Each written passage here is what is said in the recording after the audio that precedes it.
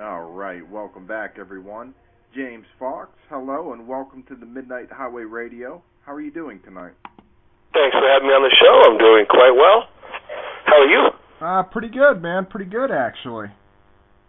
Let me ask you this, buddy.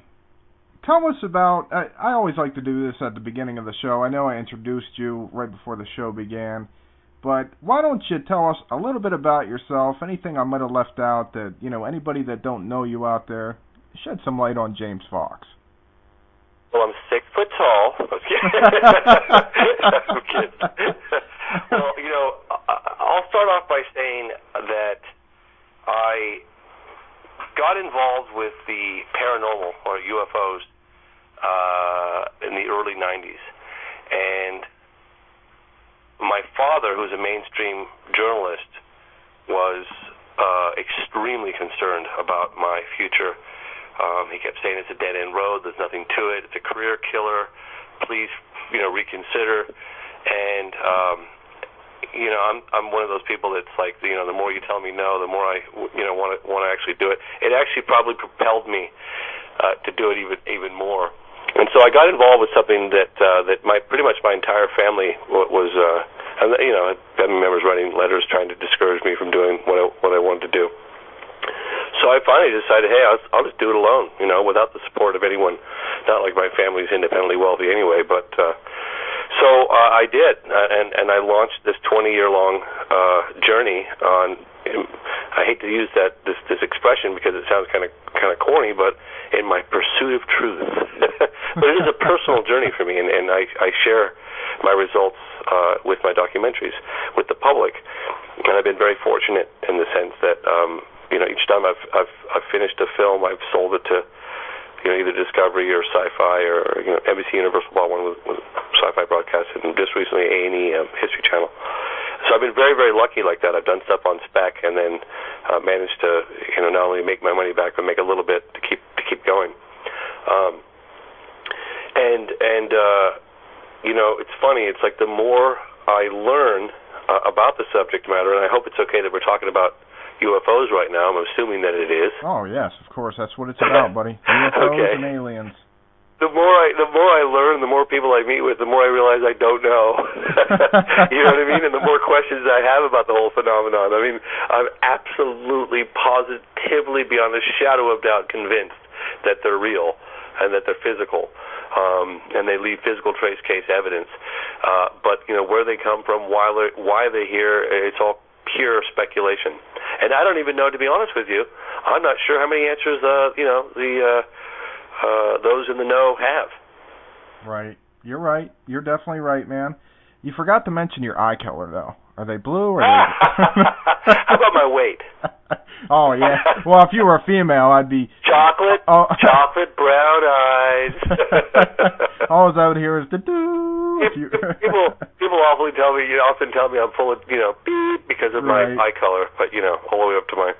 Let me ask you this, I've had people come to me, it's like, oh, you're that UFO guy. Oh, yeah. You don't actually believe in any of that. Beep. I'm like, oh, no, of course not. I'm just obviously in it for the money, of course realize that I'm broke, so that wouldn't make a very good reason to do it. But yeah, there are a number of things that we can talk about, any specific cases, or I could talk a little bit about. It's entirely up to you what your audience would like to hear.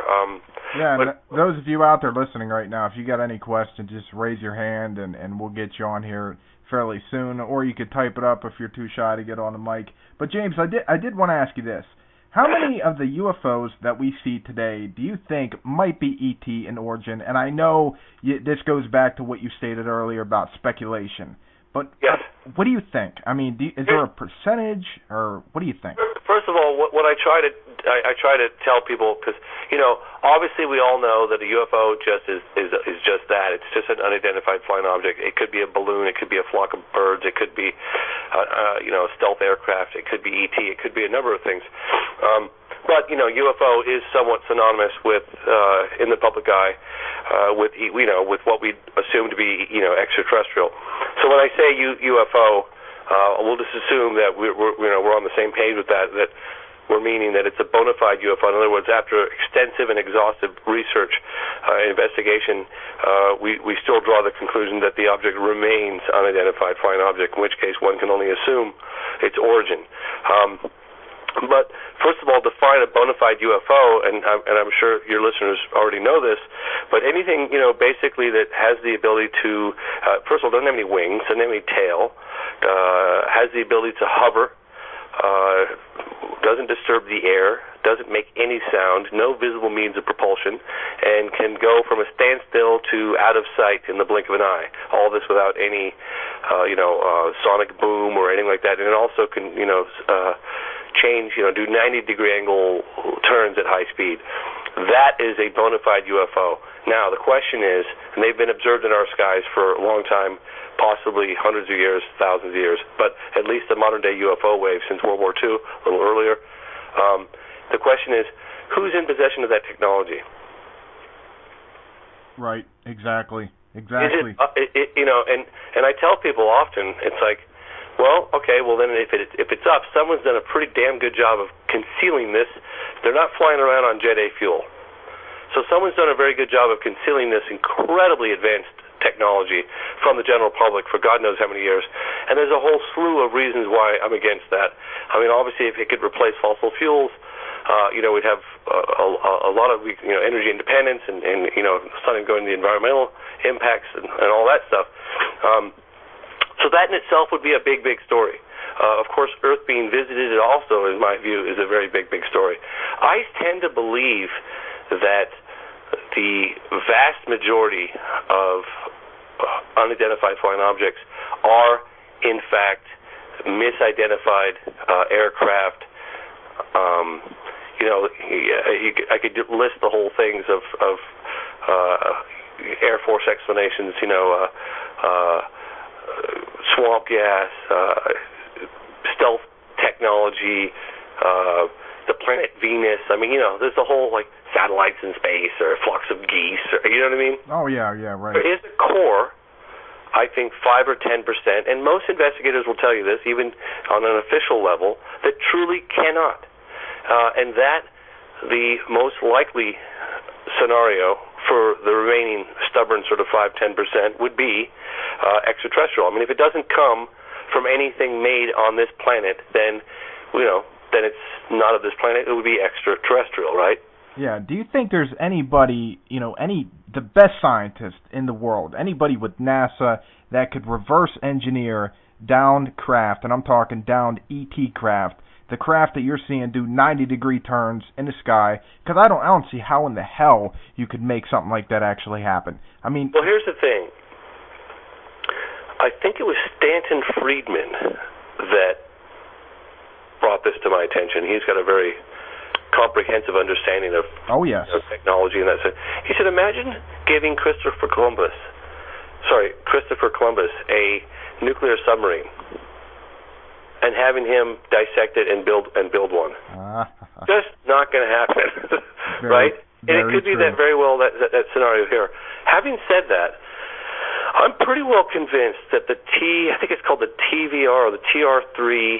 There's a platform, I think it's roughly the size of a football field, a big wedge, that were most likely, I saw a bunch of video footage, actually I was investigating some cases that happened recently in Fresno, California of all places, of this object, and it makes a slight buzzing sound, but they don't do 90-degree angle turns at high speed. They don't accelerate extremely, literally from the standstill to out of sight in the blink of an eye, but they do have the ability to hover and maneuver in the night sky with making very little noise, and without any wings, without any air disturbance and that sort of thing. So perhaps we have some sort of, we figured out some sort of anti-gravitic technology or something. Whether or not we've successfully reverse engineered what we recovered at Roswell and possibly other crash sites, I can't say. I don't think so, but I don't know. I doubt it, but I just don't know. Now, in 2007, correct me if I'm wrong on the year here, I believe you spoke at the National Press Club. Is that correct? Yes. Okay, and that was on UFOs. So there, I thought, wow, maybe we're getting somewhere. You're taking it to that level. You know what I mean? Well, what we did was, it's funny actually, because this whole whole event that we held at the National Press Club in November of 2007 kind of came to me in a dream. I sort of saw it. You know, it's like one thing when you think something up in your mind, like you imagine doing something, and that's one thing. You project doing something. Yes. This sort of I saw it like a film strip in my mind. And I woke up the next morning, I called the National Press Club and I booked the room. I didn't have any money. I didn't have any witnesses, but we made it happen. And my dream was sort of like the field of, you ever see that movie, Field of Dreams, where the guy figures he builds the field. Oh, yeah. Right. My dream was like, hey, I'll create, I'll pick a venue and I'll create this event with some of the most solid, credible witnesses from around the world, the highest-ranking military and government officials I can get my hands on, and I'll have them come, sort of like a disclosure that the venue is the National Press Club in Washington, D.C., and we'll do some CNN coverage of the thing and blah, blah, blah. And, that'll get kind of the word out. But the irony is like we did that, and it was considered one of the most credible civilian efforts, I believe. I'm not trying to toot my own horn, but that's what it's called. It did it in conjunction with Leslie Kean. Efforts ever done, and the people that attended it, and the news people that were there, were I think had little doubt of the reality of the phenomenon, but it didn't really do a whole lot beyond that.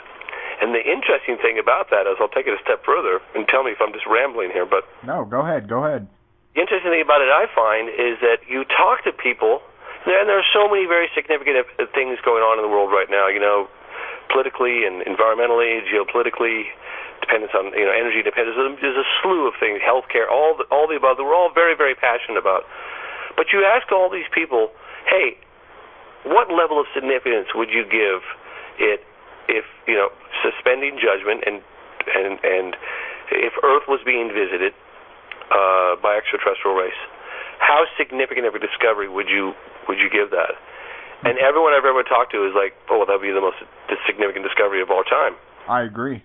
I can't seem to understand, while the press that attended our event, why they wouldn't use their resource to follow up. I handed it to them on a silver platter. Why wouldn't they follow up on these cases, these stories? Why wouldn't they just give like 1/10 or 1/50th of the budget they've done on Elia Gonzalez or Monica Lewinsky or any of these scandals, and put their efforts into getting to the bottom of this phenomenon, because it's so significant and potentially so explosive? I don't understand why. No, and you know what, James? They rather pay $20 million to somebody that could throw a football. Yeah, exactly. You know what I mean? Exactly, exactly. And I remember, like, I've helped promote a few films on the subject matter, but it was all pretty much just Hollywood. I won't mention any names, but Hollywood garbage kind of stuff, old sensational, whatever. And I'm thinking of the budget they had, and I thought, my God, if I had 1/10 that budget, I feel I could probably blow the lid off this thing. But for some reason, I don't know, Shawn. I don't know. Now, I'm not trying to sound like I'm discouraged or anything. Believe me, I'm far from giving up. I've got a few things in the works right now, and if your audience is interested or not, I'll be willing to share a rather interesting story that happened to me fairly recently. Oh yes, we're going to get into that, and let me tell you, man. I mean, naturally, you have to be discouraged. Anytime you're investigating UFOs, you get the runaround, or it's not getting publicized, or if it makes Fox News, they're like, ooh, here's the aliens, and then they're laughing, and they're joking about it and mocking the subject. You know what I mean? Oh, I know exactly what you mean. And, it's interesting. I know for a fact that very high-level politicians and people have made inquiries to determine what's really going on, and every one of them that I have personally talked to has said they got the runaround. Yeah. And you also appeared on Larry King Live, as I stated in the intro.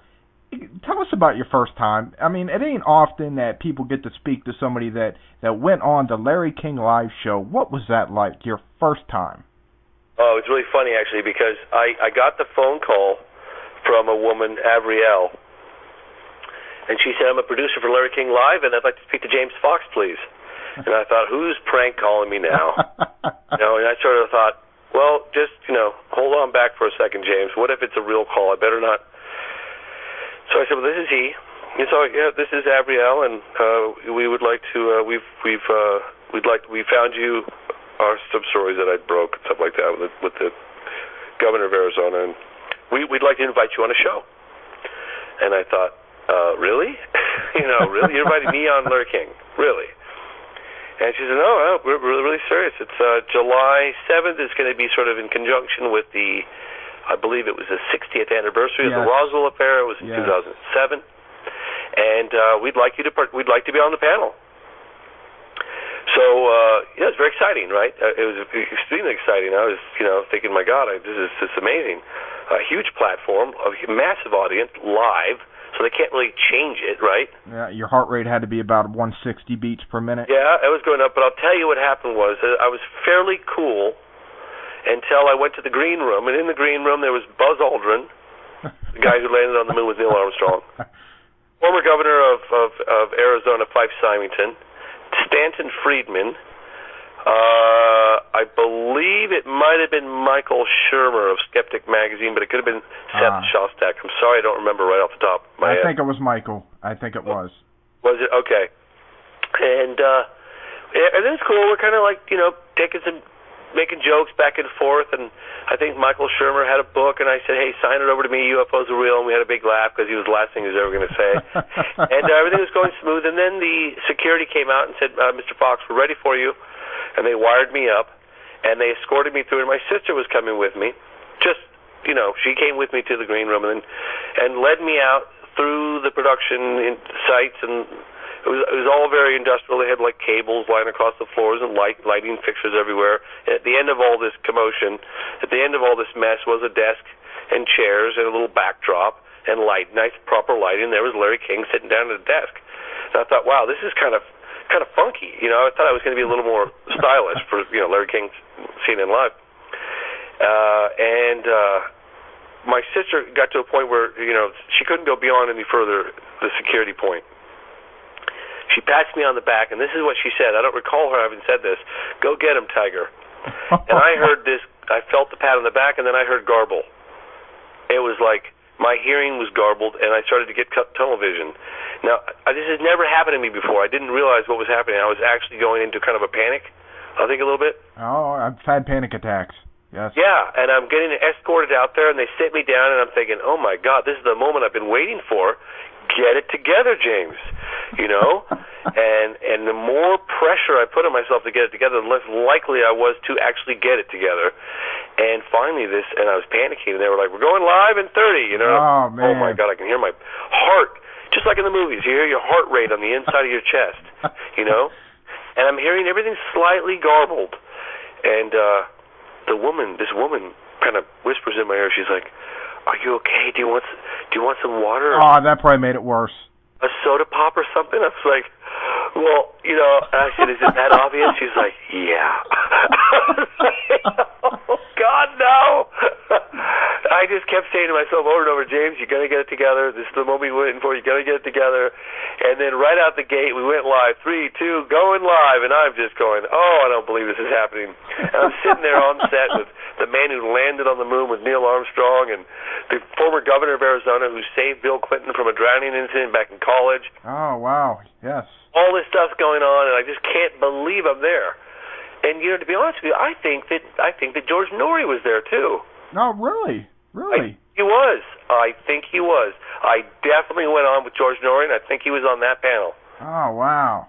I'll tell you what, I did get to see you on there. I watched it. I know you were on there a few times, and you look good, man. I mean, seriously. Oh, well, hey, I tripped up a little bit out the gate, and then I kind of got it together somewot. Well, you're going to be your biggest critic.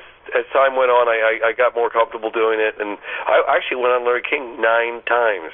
9 you believe times. That? Weren't they doing it like every Friday it was going to be UFOs? Hey, let me tell you what happened. It was really funny, actually.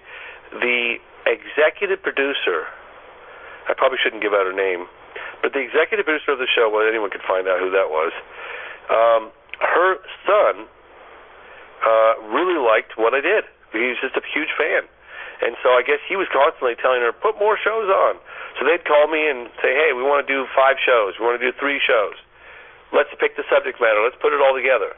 And it was great for me. It was a great promotional tool for me. It was good practice, and it was fun, you know? Right. It's great to have a budget. The budgets got smaller as the years went on, but in 2007, man, we had some great budgets. I mean, I organized shows. The one that you should definitely watch if you can, I think it's one of the more credible shows ever on CNN, quite honestly, because the first half we didn't have a debunker.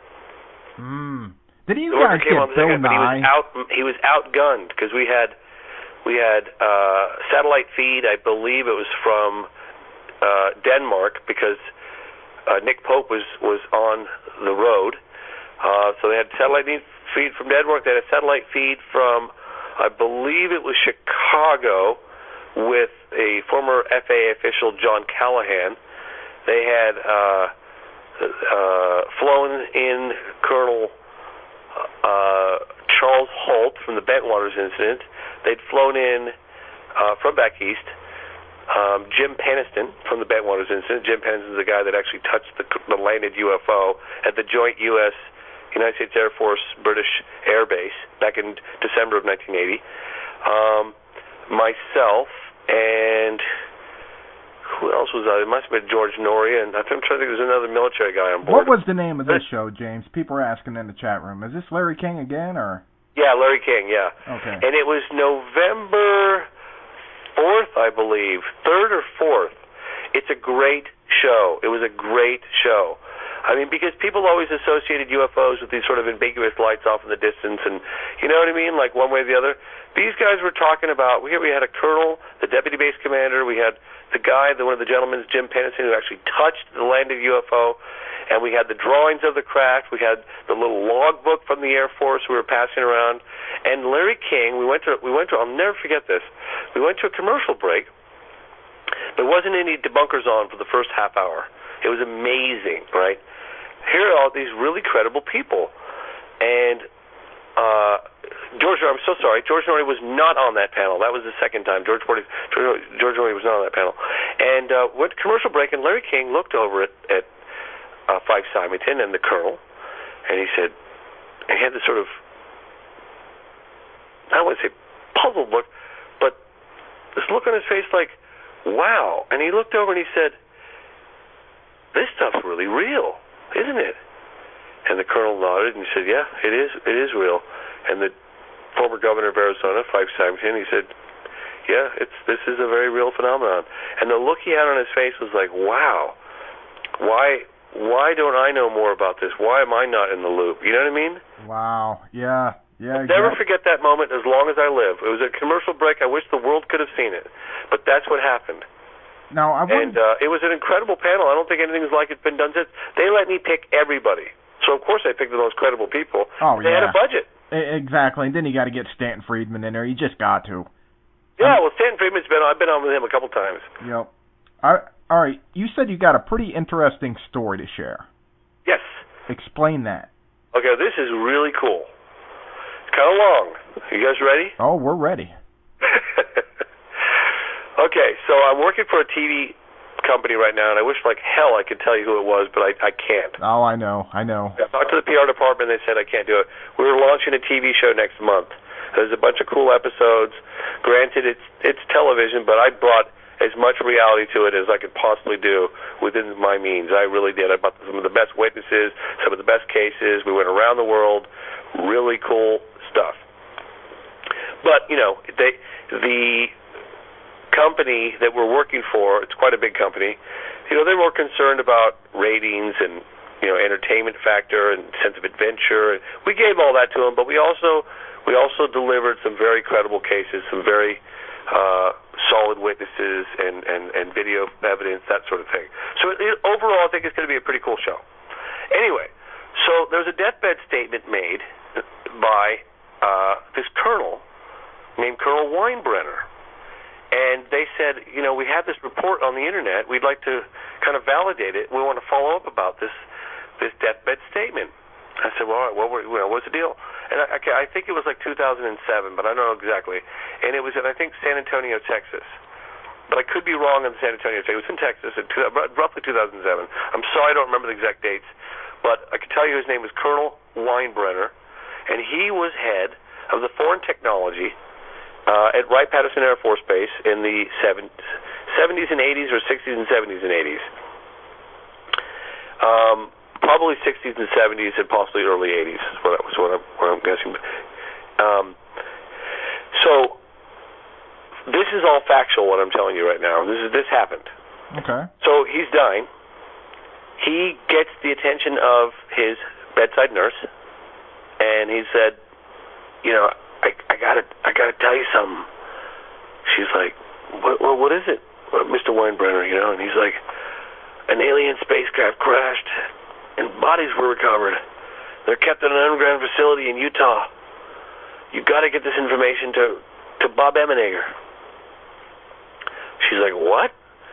You know, and he tells her this, and then he dies. Ah.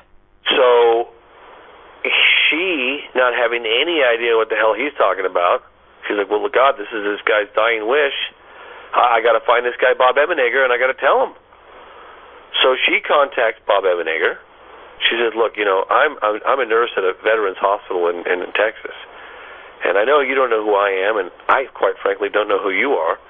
But one of my patients, his name was Mr. Weinbrenner. Apparently, he was a colonel in the United States Air Force, and he was stationed at Wright-Pat.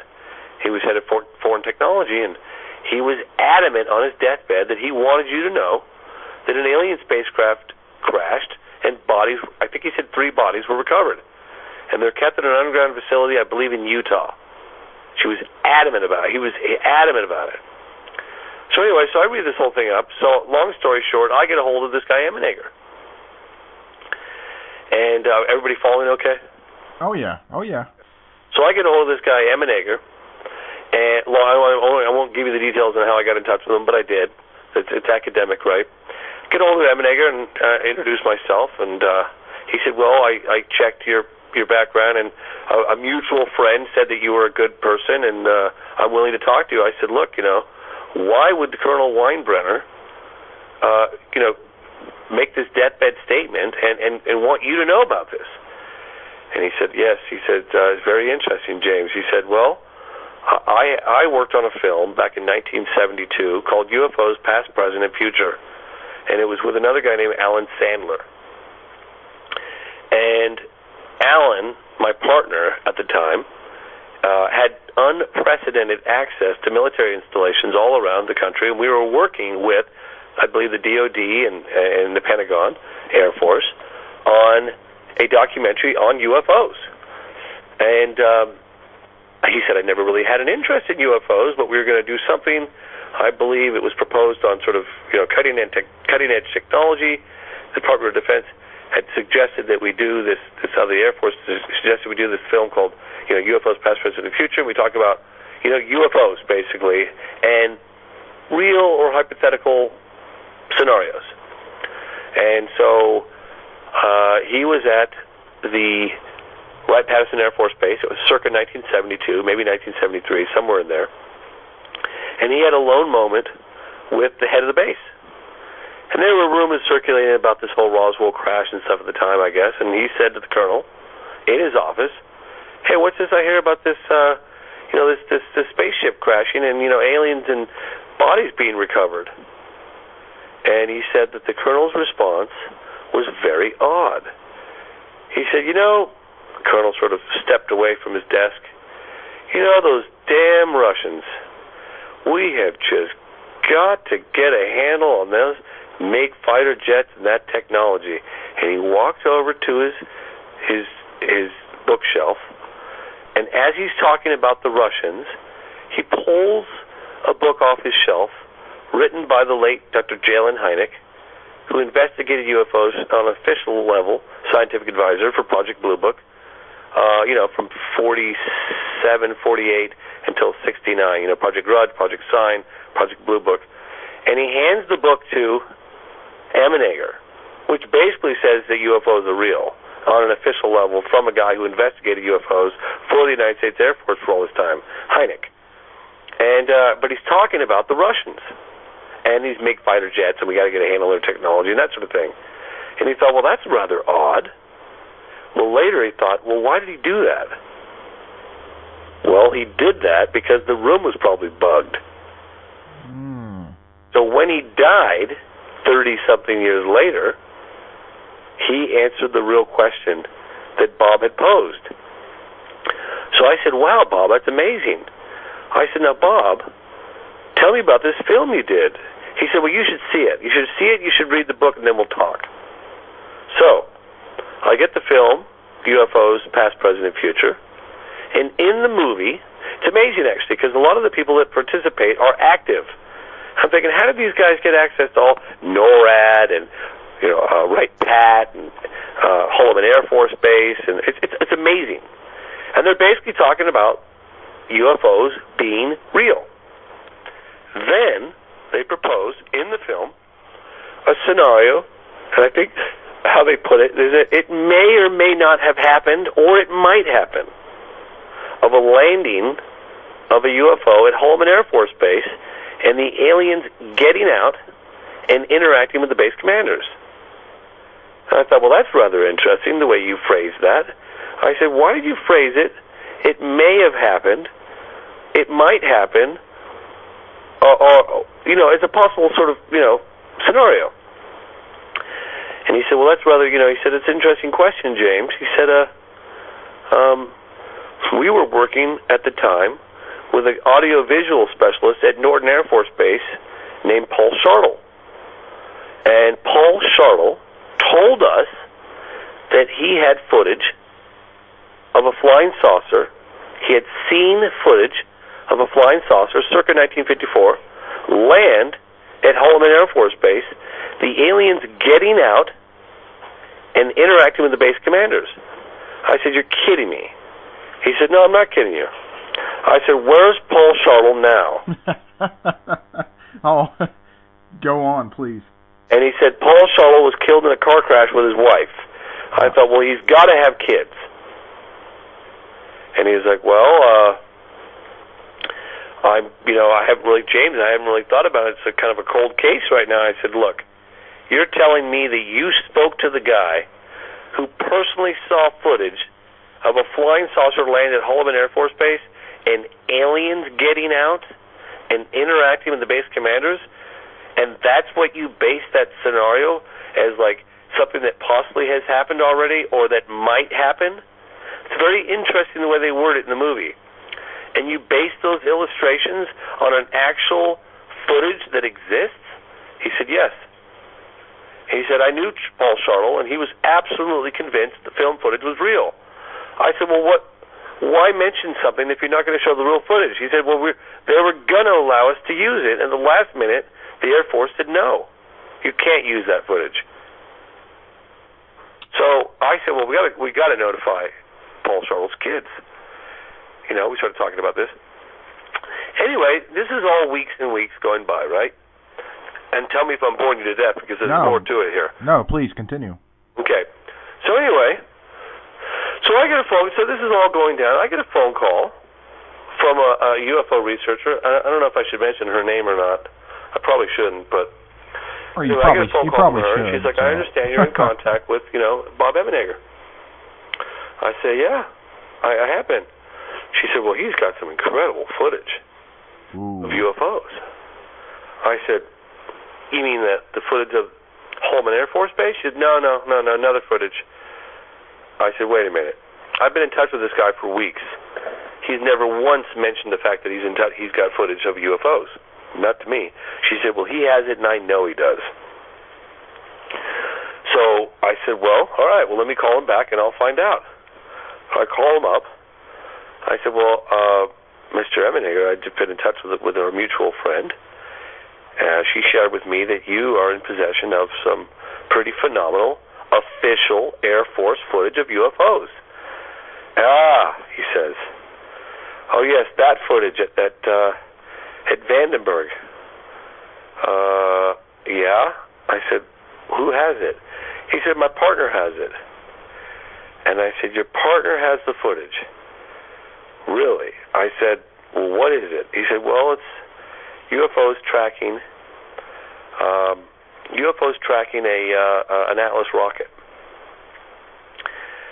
And Atlas rockets landed, taking off at Vandenberg Air Force Base. And I'm thinking to myself, wait a minute. in Out of the Blue, my previous film, Out of the Blue, one before my previous film, I interview a guy named Robert Jacobs, and he was like some sort of optical specialist in the Air Force, where he set up these high-powered telescopes with cameras, and they videotaped all stages of powered flight of an Atlas rocket, and he shared with me a story about how they captured flying saucers, or what appear to be flying saucers, that whiz around this thing, Atlas rocket, when it's traveling somewhere between 8,000 and 12,000 miles an hour.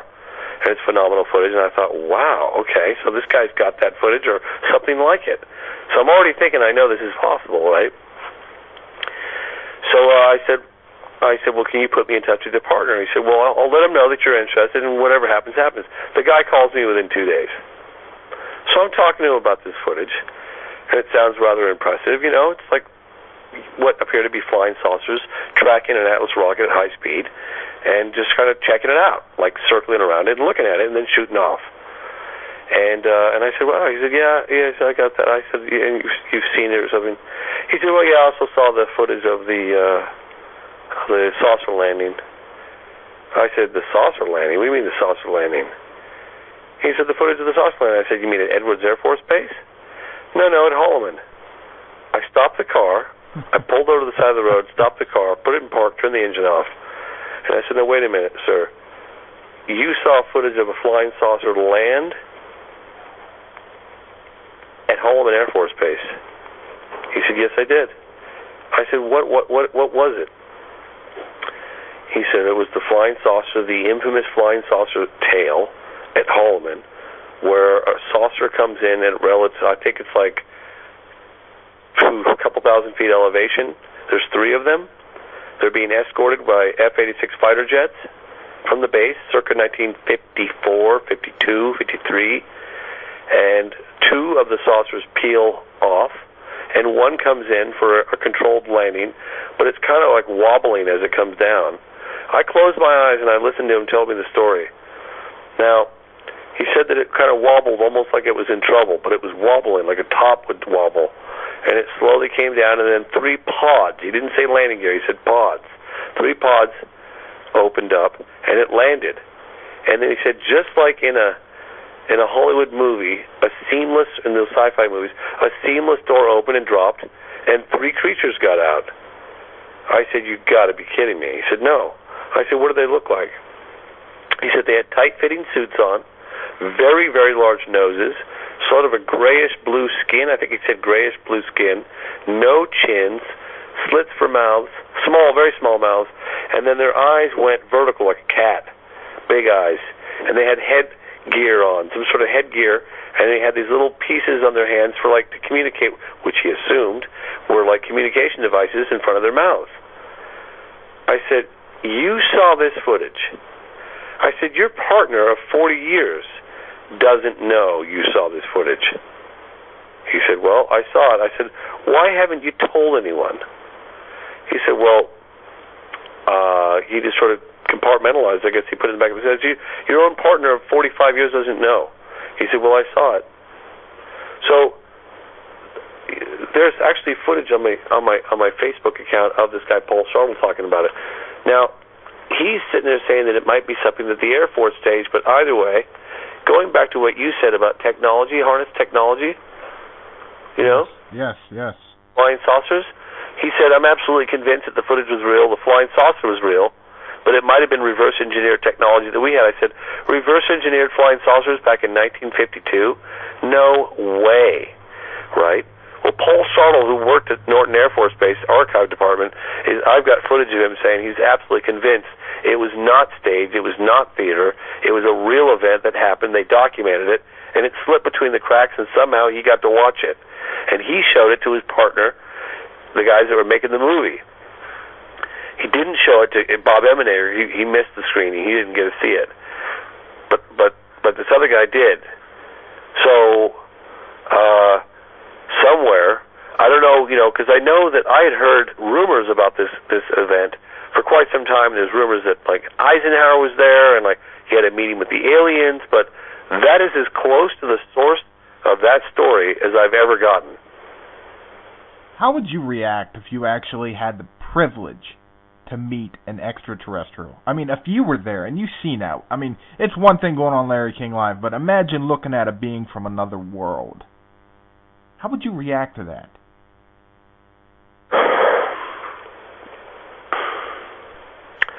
I just interviewed Travis Walton. Oh, I just booked him for the show, actually. Did you? Yes. And I once again, what I do a lot of times is when I try to memorize a story, I'll close my eyes and I'll have them recreate. I listened very carefully to what they're saying, and I did that with Travis. And quite honestly, that's the only one that I have met, only person I've met that I could say with certainty, certainly in my view, that it actually happened.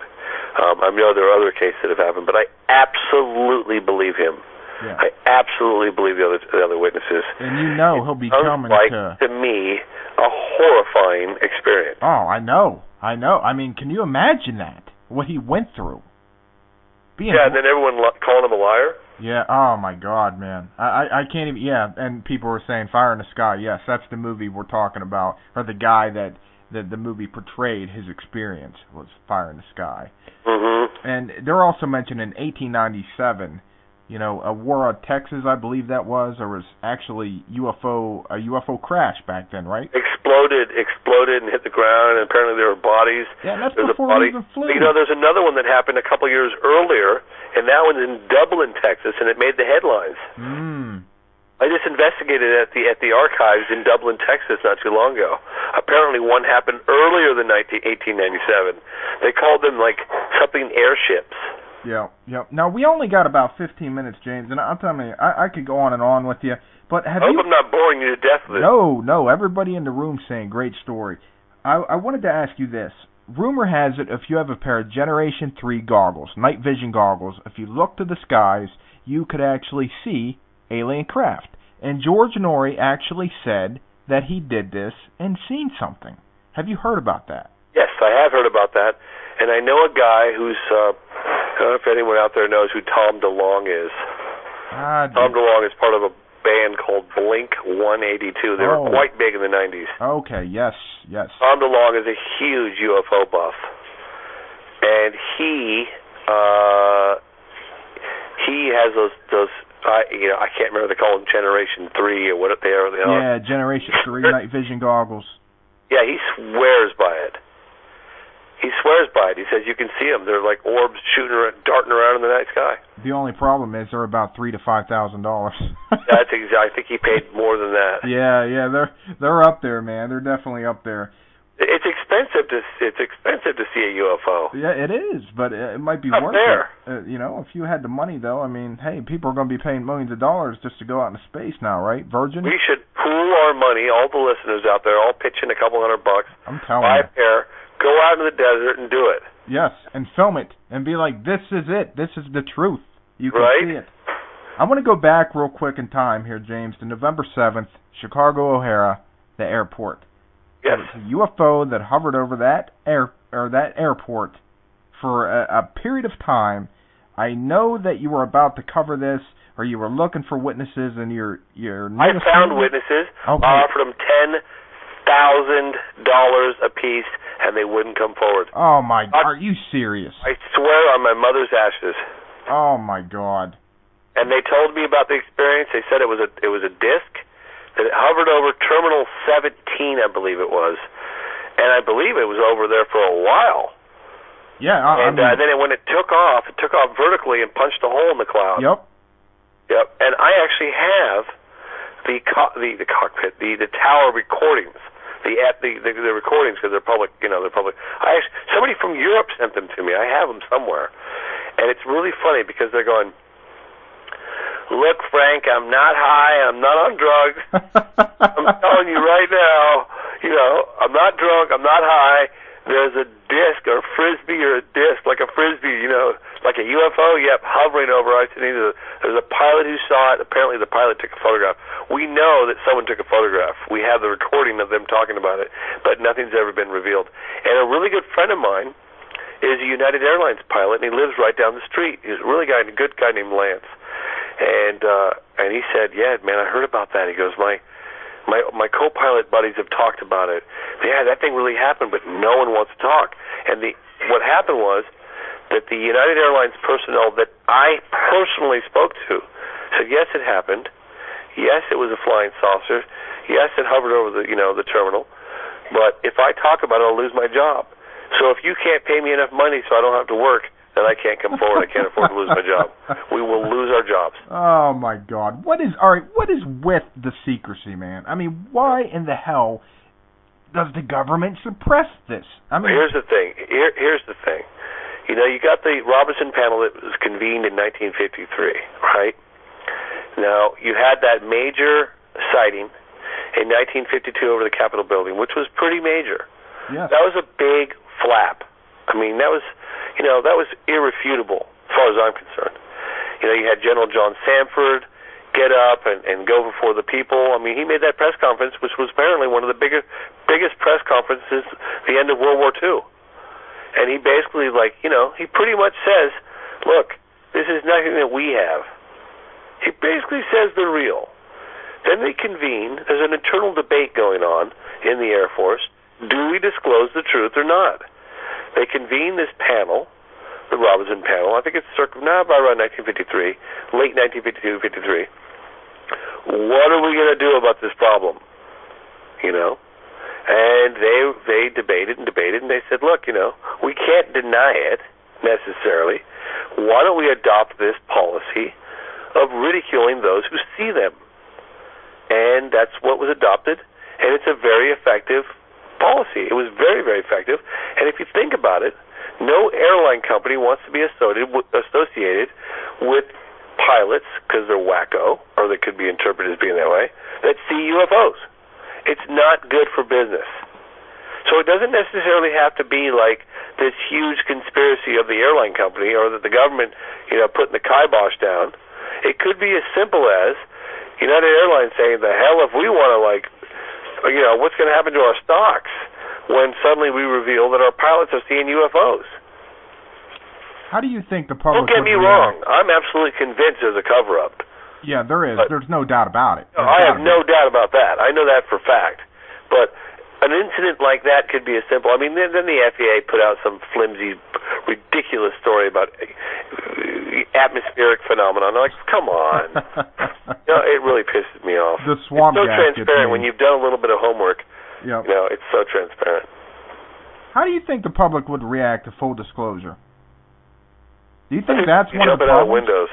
Do you think that's one of the problems, though, that why our government don't want to reveal such a thing? Not to mention that, these things are over the Capitol building, but we can't do a damn thing about it.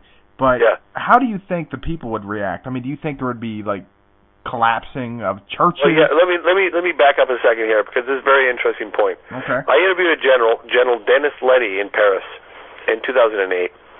He spearheaded the whole movement of the Cometa Group. Cometa was the most strongly worded pro-UFO document ever written in any language from people that were not anonymous, military officials in France, called the Cometa Report. It was published in 1999. And I asked him, he was a general in the Air Force, I said, General, why don't we tell the public? Why don't we tell the truth? He said, no military agency you simply cannot tell the public that we don't have control of our airspace. You can't do it. And that's a very good point. It's like, think about it. We pay them to protect us. And I'm not saying they're out there to kill us and destroy us and blow us up. But when you have objects of unknown origin whizzing around with impunity in our airspace, and flying rings around our fastest jets, they're just not going to disclose that information to the people. It almost makes them look arrogant, doesn't it? And who the hell? Let me tell you, I remember talking to the governor of Arizona about the whole 1997 Phoenix Lights case. Mm-hmm. He said they scrambled, I think it was F-16s to intercept. They had to pull the pilot out of his seat. He couldn't walk. When he got up, when he approached that huge object, I think it was like a mile across. Yeah. It took off so fast it just left him like he was standing still. I mean, it was just gone. I can't even imagine. Imagine something that big moving like that. No, I can't. I mean, why do you think they do this? I mean, it's like they show off in our skies, like they're letting us know you can't touch us. You know what I mean? I mean. Well, I mean, probably because we can't. I don't know. I mean, maybe we're under some sort of observation. Maybe they put us here. Who the hell knows? And you know what? A lot of people. Time travelers. Maybe they're interdimensional. Maybe they're all the above. I don't know. Yep, and that's the biggest question, James. That's the biggest question. I wish I could tell your listeners out there that I knew, but I don't.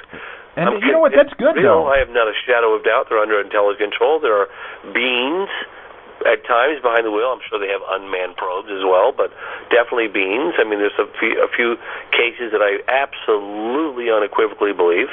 Travis Walton, Betty Barney Hill, Allagash 4, that happened. Now, I wanted to ask you real quick, and then I'm going to let you close it out. But you were there with Buzz Aldrin. What was that like? I mean, I know he believes that aliens are out there, and he said that he's seen things. What was it like speaking to that guy? I really would like to get him on the show. I can never get a hold of him. Yeah, it's really hard. And, my connection to him, Faye Ann Potter, which is his sister I was good friends with for 2 decades, she just died last week. Oh, man. Sorry to hear about that. He just lost his sister. Oh. And here's the thing. He agreed to meet with me back in 1998 in the south of France. He was on book tour for some book he'd done. He agreed to meet with me knowing damn well what we were going to talk about, UFOs. His sister Jan Rooney, Mickey Rooney's wife, and his sister had told me stories about his encounters. One was when he was piloting in a jet for I think it was the Air Force, and one was when he was on the way to the moon. But I didn't have the full skinny on the stories. I knew that there were encounters with UFOs, but I didn't know any of the details. And long story short, when I flew, he agreed to meet with me and do an interview. When I flew to the south of France, very expensive. I had to borrow the money, get a camera crew together. We get down there, and he kept putting it off. Well, we're in Monte Carlo, man. It was like $400 a day for a dive hotel. I couldn't afford to stay there for any longer. And I finally said, "Look, with all due respect, Mr. Aldrin, you agreed for an interview. I got a crew here. I can't wait forever." He said, "Meet me tomorrow morning in my hotel room, hotel lobby." So we went to this hotel lobby the following morning, and last minute the concierge walked up. "Mr. Fox, we have a telephone call." It was Mr. Aldrin in his bedroom, and he said, "I can't do it." And I said, "Why not?" He said, "Because Paul Allen has just invested in SETI, and he was labeled a UFO quack. I'm trying to get funding from Congress to develop a rocket to put civilians into space, and I can't jeopardize that initiative by coming out with this story." And he said, "And what difference will it make with my story anyway?" Okay? That was 1998, so terrible disappointment, as you can imagine, all that wasted money, time, effort, really disappointing. Okay, that was 1998. Fast forward 2007, now I'm going on Larry King with him. And I know everything he did to me, that whole thing. And then I watched him lie to the American public right there on Larry King.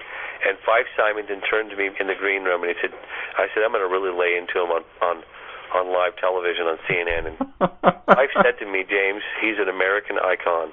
He's a very respected figure. He's the first moon landing mission with Neil Armstrong. You cannot disrespect him like that. You can't do that." And so I was very diplomatic. I poked and prodded a couple times. He was like a vice. He wasn't going. It was very frustrating. To knowing that I had that conversation with him in 98 or 99 in the south of France, talking about his sighting, talking about the fact that his story won't make any difference, and talking about the fact that he couldn't disclose it to the American public, to the world, for fear of ridicule, and the fact that he would jeopardize his initiative to develop this rocket, and then watch him lie to everybody and lie to Larry King and lie on public television, on national television. It was so frustrating. And I just sat there and I thought, son of a bitch. Well, I know, man. I know exactly what you're feeling. And before I end the show, I always like to give my guest the last word. If there's anything you would like to say to anybody out there listening right now, what would it be? Suspend judgment just for a moment and imagine what if. What if UFOs are real? And I'm absolutely convinced that they are, and that's pretty much what keeps me going. If anyone would like to ask me further questions or check out any of my work, they can go to iknowwhatisaw.themovie.com. Yes, I meant to ask you about that. All your websites, go ahead and link them up, man. Yeah, basically I've got there's a petition that I'm working on that I'm not going to announce yet because I'm going to wait till the show gets revealed. But I have a petition pushing for basically truth behind this whole thing. It's havewebeenvisited.com, but people can check it out. But I don't need them to sign the petition yet. I'm not really announcing that publicly just yet. But then if anyone wants, I have a special 4-disc pack for sale on my website. It's like $29 or $39 for 4 DVDs. It's got all my works. It's got the National Press Club Raw, at the revised version of Out of the Blue, narrated by Peter Cody, I Know What I Saw, and 50 Years of Denial, 4 DVDs for $10 each, including shipping and tax if you're out of state. So if anyone's interested in that, they can watch some trailers, they can check out my work. If you like what you see, support it. If you're not, don't. Well, I'll tell you this right now. I'm glad you said that because I was going to ask about your movies. And now that you got that 4-pack deal, I'll definitely be picking that up. And I always like to support the guests and pay for it instead of having them send the free copies. You're out there trying to dig for the truth. You need all the help you can get, man. We appreciate what you do. Keep digging, but don't get yourself killed. Hey, thank you so much, Shawn. And listen, in about a month, I'll be able to talk about this TV show I'm working on. Well, we'll have to get you on then and talk about that. Stay in touch. All right, stay in touch, buddy. All right, talk to you later. Again. Good night. Bye-bye.